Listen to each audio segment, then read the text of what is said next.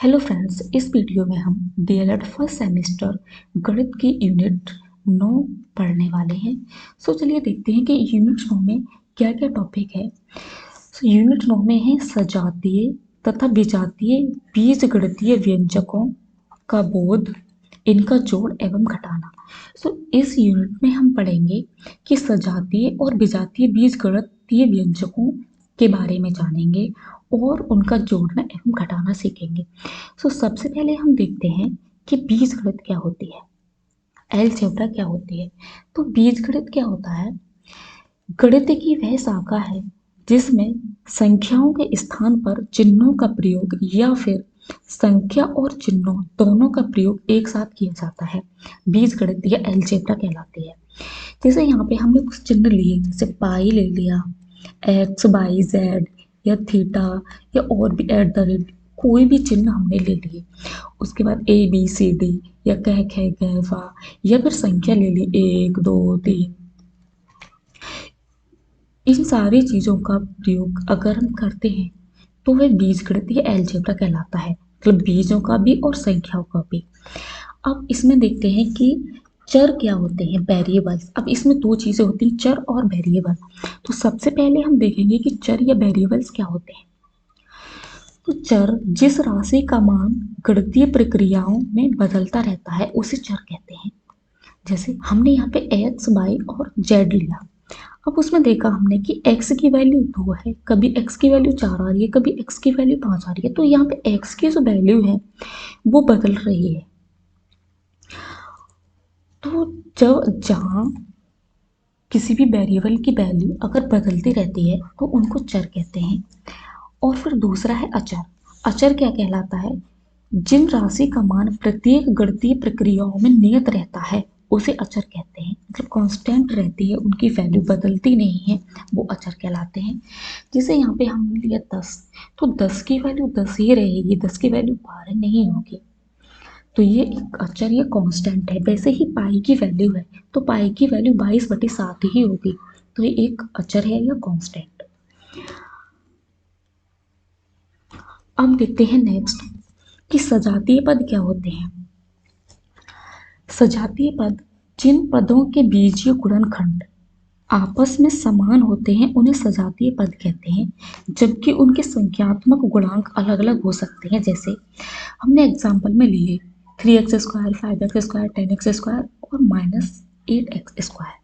जैसे यहाँ पे जो बीजीय जो गुणनखंड हैं, जैसे बीजीय गुणनखंड में क्या होता है, जहाँ पे हम चिन्हों का प्रयोग करते हैं।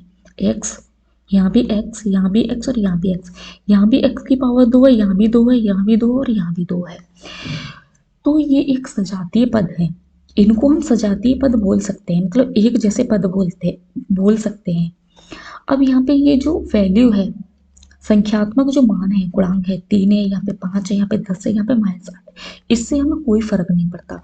बस जो बीजीय गुणनखंड होते हैं वो समान होने चाहिए। जैसे यहाँ पे है 3x + x, यहाँ भी x है, यहाँ भी x है, लेकिन यहाँ पे 3x है और यहाँ पे 1x है। अब ये दूसरा है 4y + 3y, तो यहाँ पर भी y है और यहाँ पर भी y है, तो ये भी सजातीय पद है। ये दोनों भी सजातीय पद हैं और ये भी सजातीय पद है।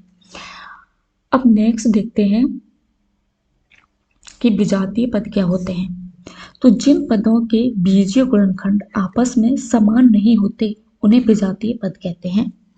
जैसे हमने यहाँ पे लिए 3 पद लिए, हमने यहाँ पे 4ax, 3bx एंड -cx।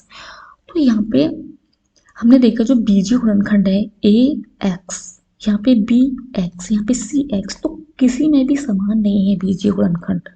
तो इसका मतलब ये विजातीय पद है, इनको हम सजातीय पद नहीं कहेंगे। जैसे यहाँ पे x + y है, x और y दोनों अलग हैं, तो ये भी सजातीय पद नहीं है, ये भी विजातीय पद है। ऐसे ही यहाँ पर है 3x + 2y, ये भी विजातीय पद है। यहाँ पे x बीजीय जो गुणनखंड है वो x है और इसमें जो बीजीय गुणनखंड है वो y है। अब नेक्स्ट देखते हैं कि बीजीय व्यंजकों की संक्रिया, मैथमेटिकल ऑपरेशंस। तो सबसे पहले हम व्यंजकों को जोड़ना सीखेंगे। जैसे यहाँ पे हमने एग्जाम्पल में लिया है 2 बीजीय व्यंजक लिए हैं हमने, अब इन दोनों को हम जोड़ेंगे। से पहला है 2xz minus 3z plus you, और दूसरा है xz माइनस 2z का योग करना है। तो पहले लिखा हमने 2xz minus 3z plus you, और दूसरा लिखा xz माइनस 2z। तो जैसी जो पद होते हैं उनको उनके ही नीचे लिखते हैं। जैसे यहाँ पे xz है तो xz को इसके नीचे ही लिखेंगे, यहाँ पे z है तो इसके नीचे लिखेंगे। अब हम इसको जोड़ेंगे जैसे ही हम नॉर्मल संख्याओं को जोड़ते हैं। तो सबसे पहले 2xz यहाँ से जोड़ना शुरू करेंगे। चलिए, यहाँ पे u है, यहाँ पे कोई भी नहीं है तो u का u लिख लिया हमने। अब हम यहाँ पे देखेंगे -3z माइनस 2z, तो माइनस माइनस प्लस होता है, लेकिन जो चिन्ह होता है वो माइनस का ही रहता है।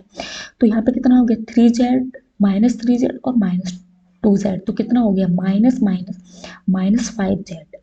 अब देखेंगे 2xz और xz, तो 2xz और 1xz, जहाँ पे कुछ भी नहीं होता है वहां हम 1 मानते हैं, वहां पे 1 छुपा होता है।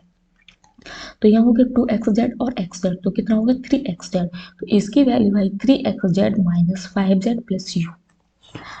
अब नेक्स्ट देखेंगे हम बीजीय व्यंजकों को घटाना। तो बीजीय व्यंजकों को हम कैसे घटाते हैं। सबसे पहले हमने एक पद ये लिया और एक ये लिया, दो बीजीय व्यंजक लिए हमने, एक ये लिया और एक ये।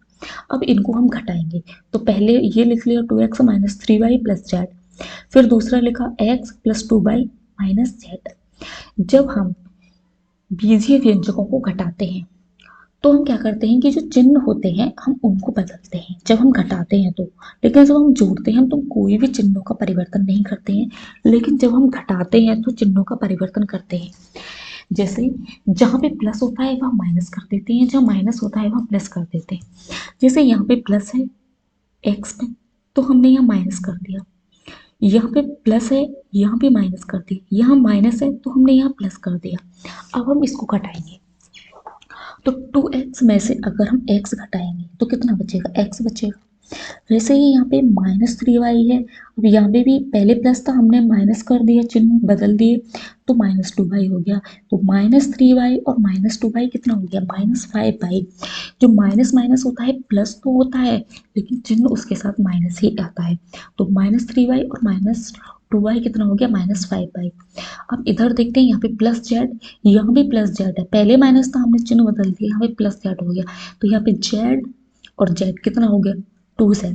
तो ये इसका माइनस इसका घटा आ गया, पहले व्यंजक में से हमने दूसरे व्यंजक को घटाया। ये चैप्टर यहीं कंप्लीट होता है।